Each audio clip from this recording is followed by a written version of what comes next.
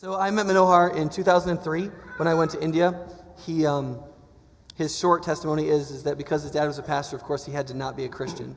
And so he did some years of running, and then God got a hold of him through a tragedy that happened in a work situation. He became a missionary after that, preached in North India. He then went and got more education. When I met him in 2003, he was the principal of Mission India Theological Seminary, which he was training. He was the principal of the school, a professor, and the only guy they had on staff who could conjugate Greek on the fly.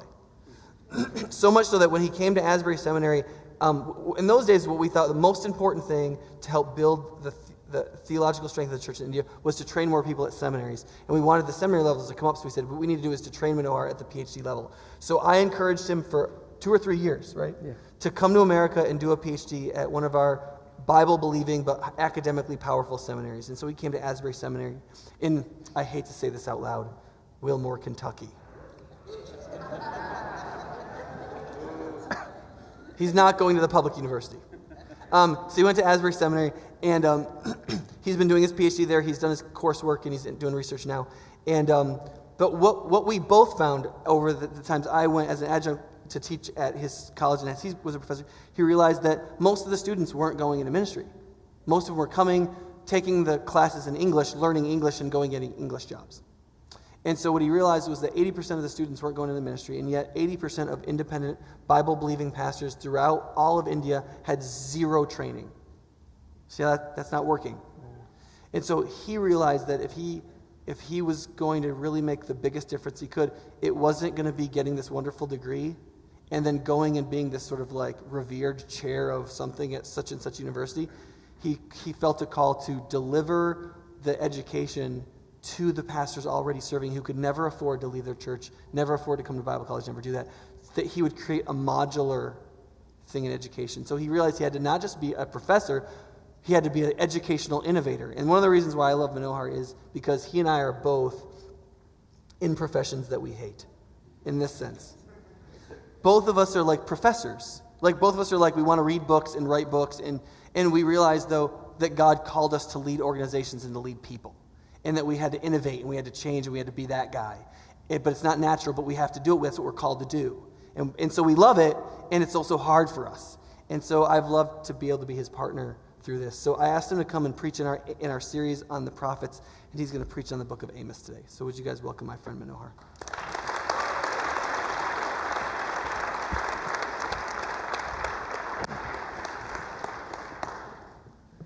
Thank you for that wonderful welcoming words about me. And well, you'll have to bear with me for my language. And English is my 4th language, and I come from a country which speaks 1,652 languages and dialects. And in our house, Jasmine, my wife, and I, we exchange almost 4 languages every day. So, except English, of course. So you will have to bear with me. Sometimes you may not understand the things I say, but many things I learned from your pastor, and I'm so grateful to God for your pastor. He mentored me a number of times, and if at all I want to put in one word, the reason I'm here, I'm in PhD program, that's because of the blessings and good heart of Pastor Nick. Thank God for that.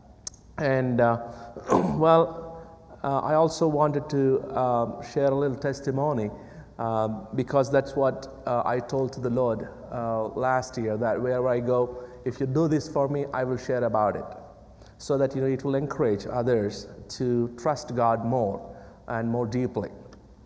Well, when I came here to 2012, that was 2 years ago, I told before my sermon in the introduction that we do not have children.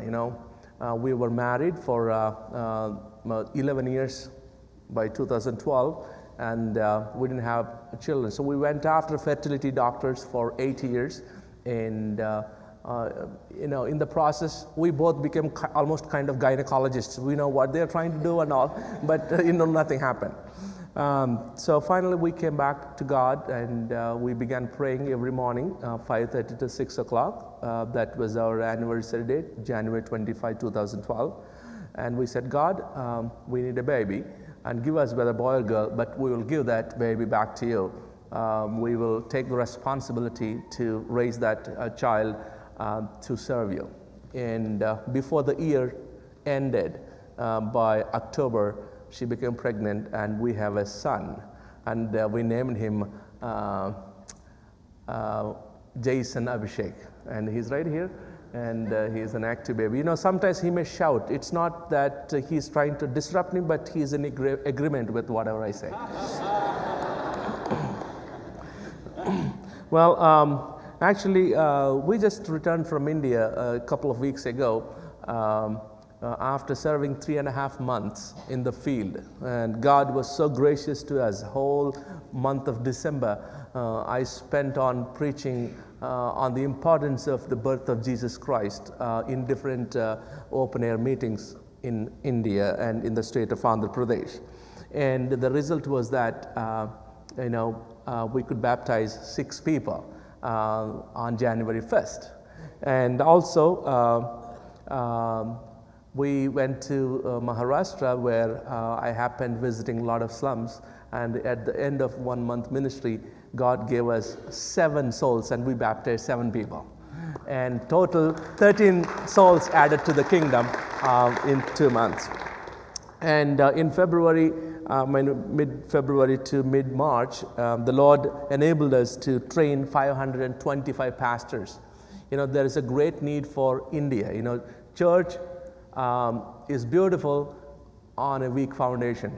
And foundation is so weak that, when persecution happens, churches after churches, communities after communities, reconvert back to Hinduism. That's what's happening there. Reconvert back to their own religion for various reasons. But God gave us a vision to reach out these people with more training, more contextual way of reaching these people, so that they will be effective in their calling and reach many people for Christ. This is what the Lord has done in the last 3.5 months. Now, let's look at God's Word, and now let's turn to the book of Amos. And actually, it is in the Old Testament, and it comes between Joel and Obadiah. And if you look into the Bibles in the pew there, and the page number is 1418. 1418. That's where the book of Amos can be opened to. And now, let me give you the context in which the book of Amos was written. I think after the death of King Solomon, Israel was divided into 2 nations, southern nation called Judah and the northern region called Israel. Since its division, and King Jeroboam I has introduced idol worship in the northern kingdom. That's worship of cows, means like calf, plural, in both Dan and Bethel. Bethel is a house of God. Beth plus El, house of God. But now in the house of God, idols are sitting there. That's what's happened by King Jeroboam. And now 170 years passed since that time, and now they went further away from God. And of course, they were keeping Baal worship for many years. Now Jeroboam, that's what you pronounce, II, has come into power.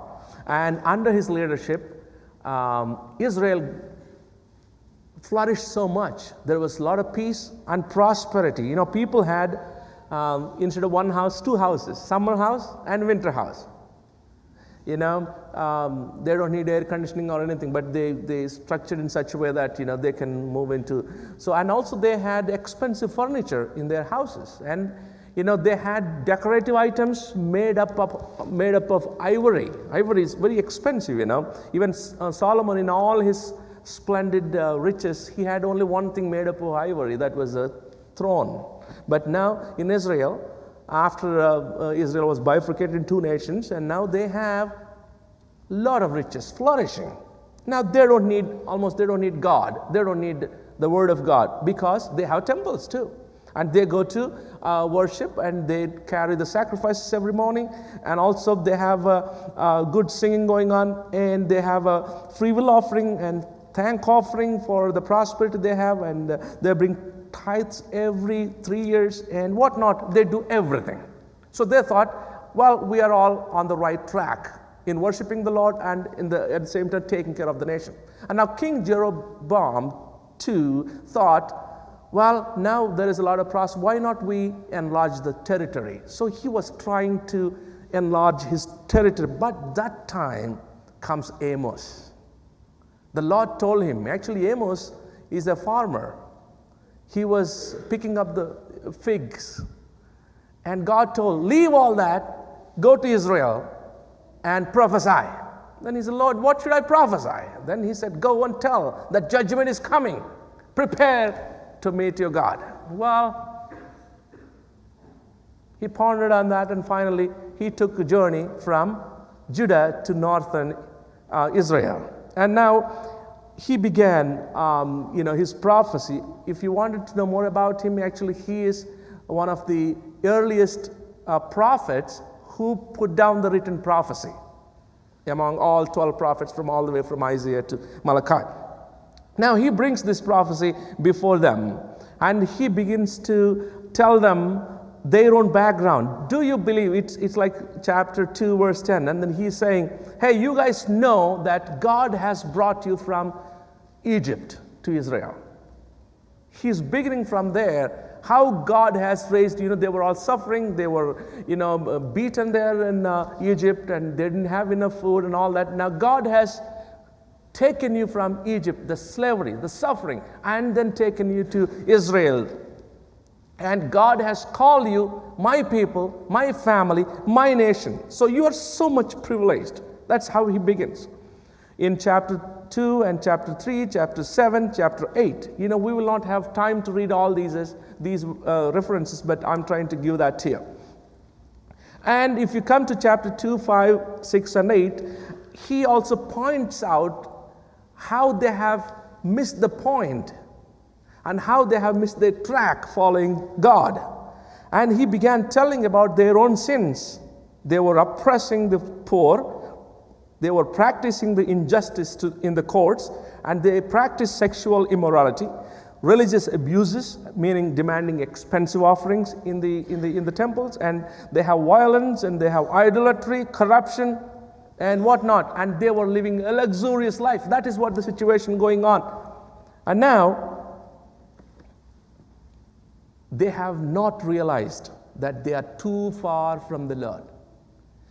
When we are living in a comfortable place, sometimes we mistaken that to say that, oh, it's all God has given. So what happens is we will slowly go away from God, and we don't even realize. That's what happened to even Jesus when he was 12 years old, and parents took him to Jerusalem, and they were coming, even they forgot Jesus there. Even they did not know that their baby is not there with them. Sometimes it happens, most of the times like that. So Samson, think about Samson. Samson was a powerful man. And God called him and said, hey, Judges chapter 6 tells us that he did not even know that God's Spirit has left him. What a sad thing. Sometimes we become too comfortable in the presence of God that we don't even realize that there is a presence of God. That's what happened to this people of Israel. And then this guy comes and tells, hey, you are morally and spiritually bankrupt. Now I have come to warn you of the coming judgment of the Lord.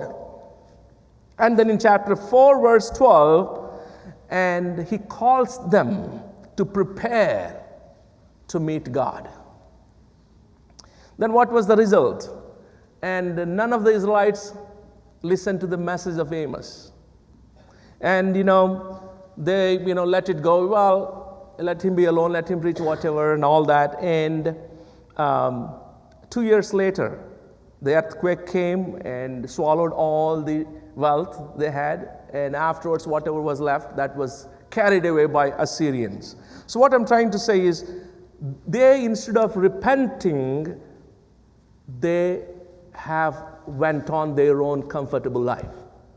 Had they repented, God must have spared them from their judgment and their people, their wealth.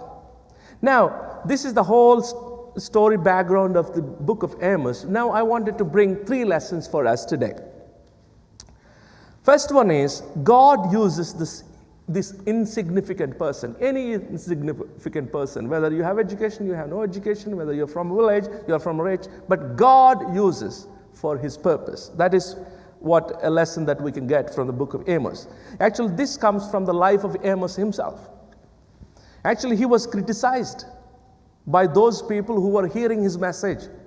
And if you go to chapter 7, verse 14 and 15, there is a priest at Bethel. His name is Amaziah.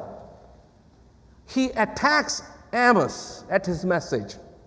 And also he sends a letter against Amos to Jeroboam saying, throw him out of the country. He is trying to speak against you.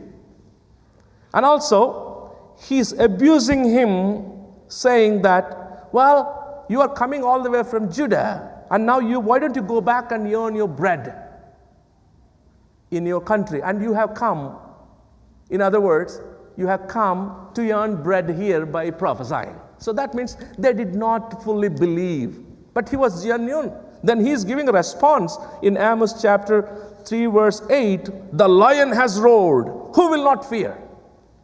The sovereign Lord has spoken, who can but prophesy? I have come to bring that prophecy because God has spoken. I have left my work. I had figs, I farm, and I have my money, I have my job. I have left all that because God has picked me up to come and prophesy you. I'm not coming on my own, but they did not.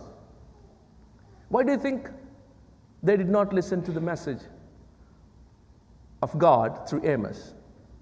And if you read chapter 7 and analyze verse 14 and 15, the response or the way Amaziah puts words, you understand that Israel has a kind of bit enmity with Judah, because they are bifurcated from them. And now they're saying, why don't you go back to your country? That means he's a short-term prophet coming to Israel. So they don't respect anyone coming from outside. So that's one reason they did not heed to him. And the second reason is that he does not come from the school of prophets. He's not a professional prophet. Then, they were thinking, well, you're not a trained prophet. How can we think that this prophecy is true? We don't see all that, but that's the background. So he was attacked in that way too. And now they're saying, you get out from here and go and earn your bread. You don't have to make money out of prophecies that threaten us. So, and also he comes from an unimportant, poor village. So that's all he had. So he does not know how to impress. He had visions. He knows how to bring examples from fruits, examples from basket. That's what his visions are. Because that is the way he grew up. So he cannot bring good examples of aeroplane, they're all rich people. He cannot give examples of ivory and furniture that is very expensive and summer houses. He couldn't do any of those things. But he brought all that he had because God told him. He's self-taught and God taught. But whatever, God used him. He contextualized, he stayed there. You know what was the result? And some scholars say that he was thrown out of the country right after his prophecy. And some say that even he was killed because of his prophecies in Israel. I think of sometimes my own country where God is bringing a revival. And you have no idea how the harvest is becoming plentiful there. And then, God is, bringing a revival and people are, flocking into faith. And on the other side, persecution. So many people come to Christ at the same time. Nobody talk about the mission. Some people who come and introduce their mission here, nobody talk about how many people are going back from faith. They only talk about how many people are coming in. So in India, we have villages after villages responding to the gospel, preached by simplest people from the village, preached by uneducated people who never went to Bible school. But at the same time, those communities who come to faith, when persecution comes, when misunderstanding comes, when it comes to the marriage issues and all that, they all go back to their own former religion. That is our situation there, because they do not have training, and people are looking into something like Israelite people have looked into Amos. Had Amos has been a member of that priest community in Israel, I don't know, they must have heard Amos preaching with the fullest of respect. Had he gone through some kind of training or from the school of prophets, from that lineage and all, oh yeah, let's listen, let's repent, they must have kneeled down. But they did not. Although he did, but God used him, but they perished because they did not listen. It's not his problem. In India, we have just opposite, contrasting thing. Now what happens is God uses all simplest pastors because they receive God's call in the visions, in the dreams, and they just go, they leave their job. I'm not talking about these people as hi-fi people. They are sometimes some school teachers, sometimes they are like borewell repairing people, and all. God uses everybody, but they are the people who are making a difference in the ministry there. Now, in 2011, Times of India magazine published an article saying, freelancers of God mushrooming across the nation. And they're saying how effective these simple people that God has called to bring so many people into faith. And at the same time, the article highlights how many people are going back because they are not effective for long term, because they do not have any training. That is where God called us to go and train these pastors. That's what we have done in the last 3.5 months, 527. I want to thank this church. This church also helps us train those pastors. Now, let's move on.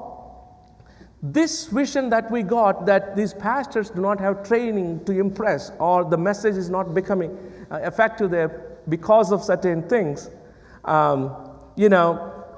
are so many Hindus turning their back on Christ. So my wife and I happened traveling in train from my state to the central India. We had almost 12 hours journey, and in our coach we had about 30 women, older Hindu women, going to Hindu pilgrimage, a place called Badrinath. And we happened, exchanging communication. We were talking, and in our conversation, this lady, all of us out of the blue, said, "Hey, why are we all becoming Christians?" She thought I'm also Hindu. I said, "I don't know." Then she said, "You know what? Christians provide little rice, they give little clothes to the poor, and they make everybody converts." I said, "Yeah, that's true." I said, "Oh, because I want to know more about what is in her heart, So she told so much, and then, we exchanged so many ideas between that. And I said, yeah. And finally I said, we need to kill the guy who first brought Christianity to India. Let's catch hold of them. Do you know who is that? She said, no, they're all from America. They're all from Europe. That's what she said. I said, no. I know something about the history of religions here. And actually Christianity has come to India in the 1st century itself. And it has been brought by one of the disciples of Jesus called St. Thomas. And when he came to India and he saw Brahmins taking the water in the river early morning while they are taking ceremonial bath, and they are throwing the water into the air to offer their worship and life, pure life, to God, Son God. And then Thomas walks by that pond and then asks, "Hey, why are you throwing the waters up?" And he said, "Hey, don't you know that we are offering our prayers to God early morning?" Then he said, "Well, your God does not listen to you. That's why the water is coming back."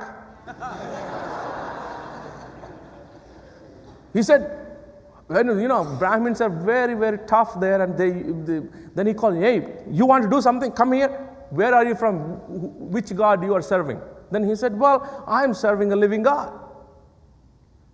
Then he said, okay, so can you show that your God will accept the waters? He said, sure. So he jumped into the waters. This is the history, actually. If you go to the South Indian tradition of St. Thomas in India, you'll find the story there. So he jumps into the water, he takes the water and he prays and throws, and the water remains there. And it is true. You know what? He established 7 Brahmin churches. The church in India in the first century was high caste church. He established 7 churches, large churches, all Brahmins. They just closed down the temples. They all became Christians. Hallelujah. So that was, then I told this story to these people in the train.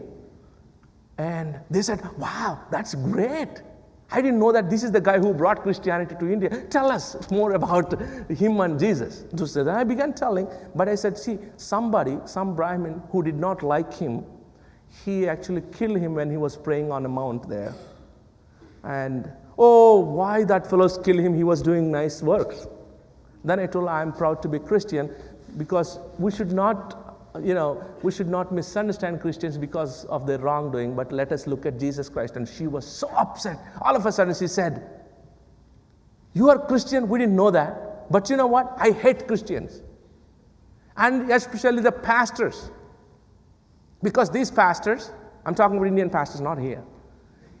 Indian pastors, they know nothing about the Word of God, but they go and preach the Word of God. And she was using all abusive words on pastors. And I said, what's the background? Why are you saying all this? Why are you upset with the Christians? And she said, she had a meeting in her village where a pastor comes and preaches.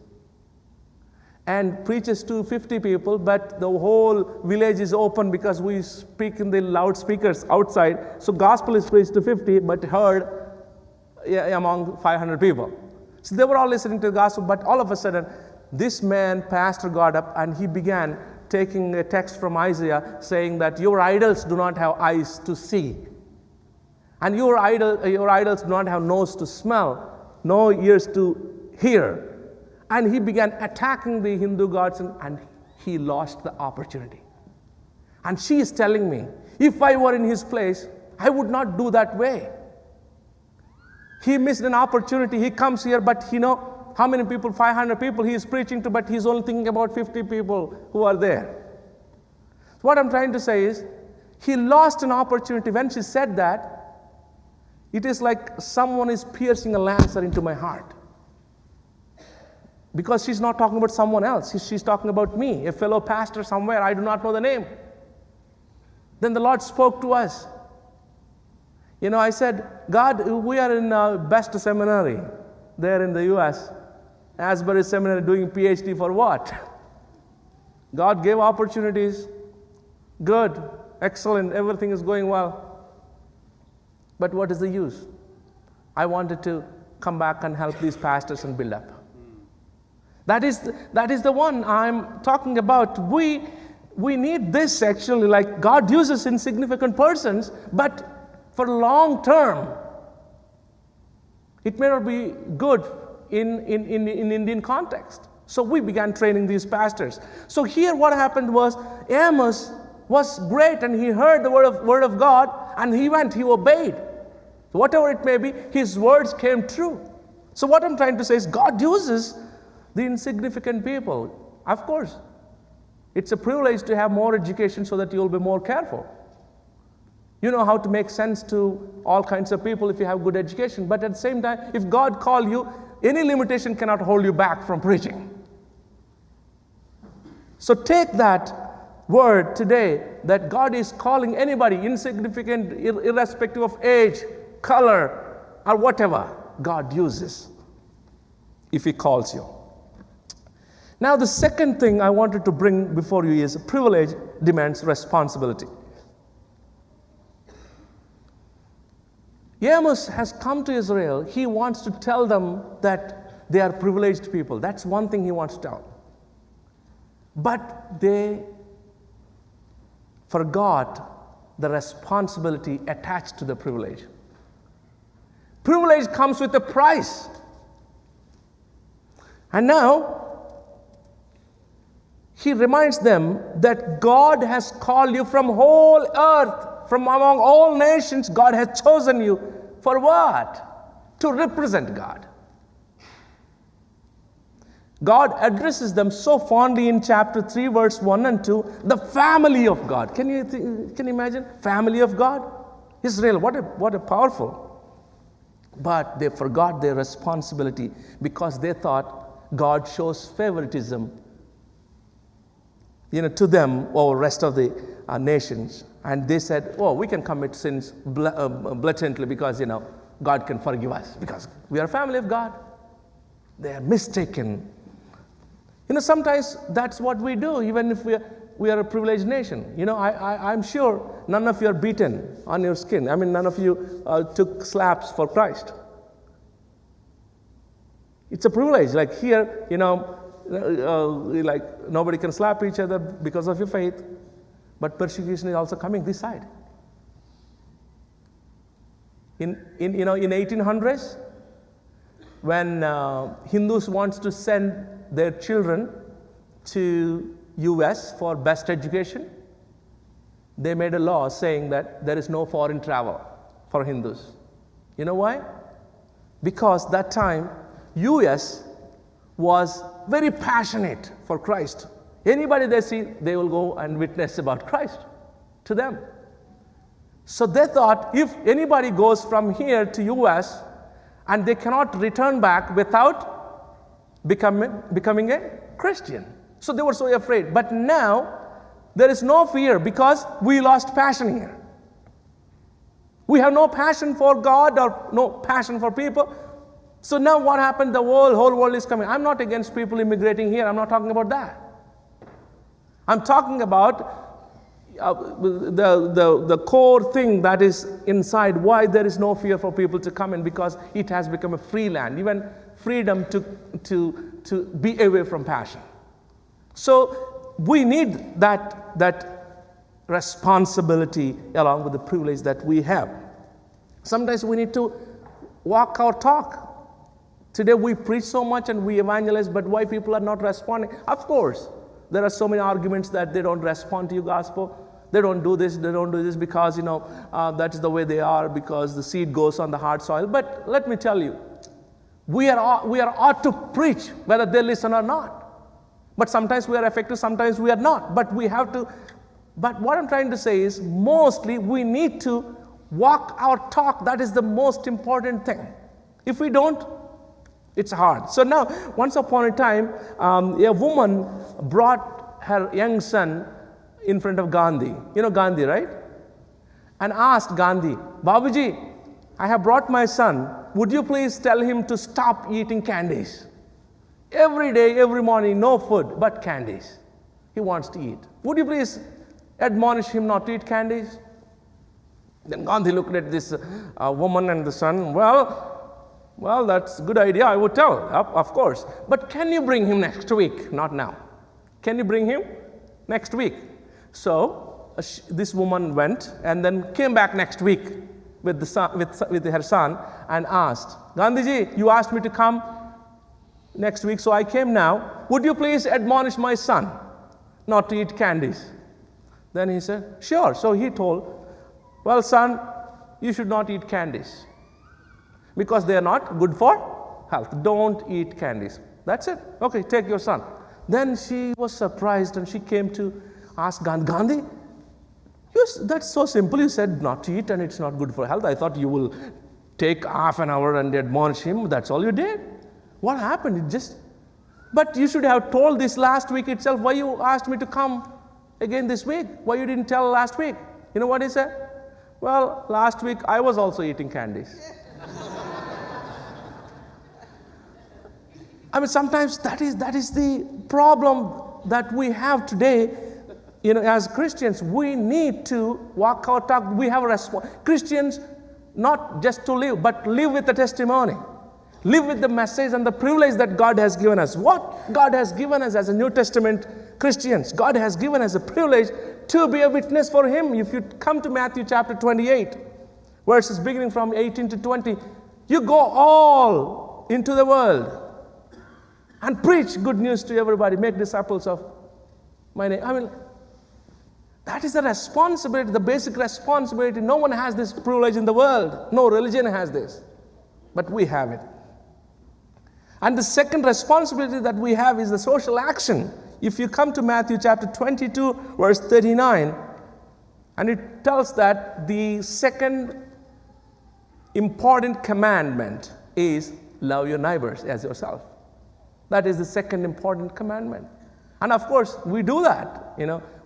Sometimes that satisfies our soul, but that's our core responsibility. That's what James emphasizes in chapter 1, verse 27. The true religion is what? To take care of the widows and the children. Now, the third responsibility as Christians is that we need to let it keep going. The task of evangelism, we should not stop it. Keep going. You know something, you share it. Like we have this you should be like, I was thinking like, if you see something, say something. You see, that's American thing, right? If you see something, say something. But now people are saying, if you see something, say something and click something. You need to take a photograph. So, like that, today, if you see a miracle, share it with others. That will increase faith. When we have this baby, we were walking in Coles for buying a clothes for his dedication that day, and we were going and searching, and one man I saw, he has a baby on his shoulders, and the Lord's Spirit was telling me, go and talk to him. And I said, why should I talk? He's an Indian, but Indians don't talk when they are in the U.S. Same thing like when some of you go there and you are different there, you don't talk. That's what it is. So in Coles, that guy, tall guy, but the Spirit of the Lord told me to talk to him, and I had no idea how to even begin a conversation. So I went on asking him, how old is the baby? He said 5 months. Oh, good. So how old is the second guy? He said 5 years. Oh, wow, great. I'm like, what else? How would I go further? I don't know what to do. Then I asked, how many children do you have? Then, quickly, all silence. He came closer to me. He said, brother, we are desperate for children. We don't have any kids. They are not my kids. They are my wife's sister's kids. And I called my wife, come here. Show the baby. Show this baby. This is an answer to 11 years of prayer. That was then I told, do you know there was a guy who gave birth to, a baby 100 years. And 90 years, Oh, really? Where did you see that? I said, I have the evidences. I began telling the story. He doesn't know anything about Bible. He's a Hindu, staunch Hindu, Brahmin, hybrid. And I shared out that. Then I came to Zechariah, Elizabeth, and they're surprised. And finally I said, Manohar James, who is that guy? I said, this is me. This is my baby here. What I'm trying to say is, God gives certain privilege to each one of us. I'll create some miracle in our life. Not to keep for ourselves, but to share so that it will enhance faith in others. Now, let's move on to the third lesson from the book of Amos. That is, spirituality requires evidences. Spirituality requires evidence. What is the evidence that God has called? In India, we have evidence when God calls them. One is that they change their names, which is bad. Narayana Murthy, my dad's name is Narayana Murthy, and they changed to David Brainerd. I mean, nobody knows, and they can't even pronounce properly there. But some Christian guy told, oh, come on. That is one thing they do, but that's not right thing. And then second evidence is what? They change clothes. They never wear other than white and white.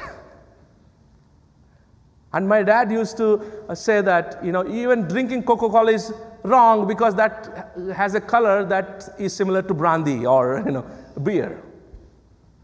So some changes that don't mean anything innately, but outward changes, we sometimes do that. So we need to look for evidences, not outward evidences, but inward evidences we need. Some of the evidences that we see here in Galatians chapter 5. If you come to Galatians chapter 5, you see the evidences.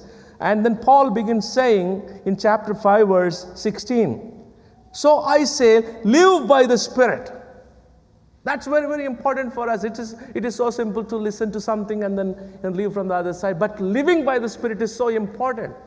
Then he tells about the qualities of a person who does not live by the Spirit and someone who lives by the Spirit. And then he moves on saying in verse 22, But the fruit of the Spirit is love, joy, peace, and patience, kindness, goodness, faithfulness, gentleness, and self-control. You know, some of these things are taught in yoga class. Yoga, but that's already here. Yoga is recent, but that's already here in our Bible. But we are moving into yoga because we are crossing from here. We have self-control. We don't need to practice here. You just need the Spirit of God. Self-control comes in. We need to live by the Spirit.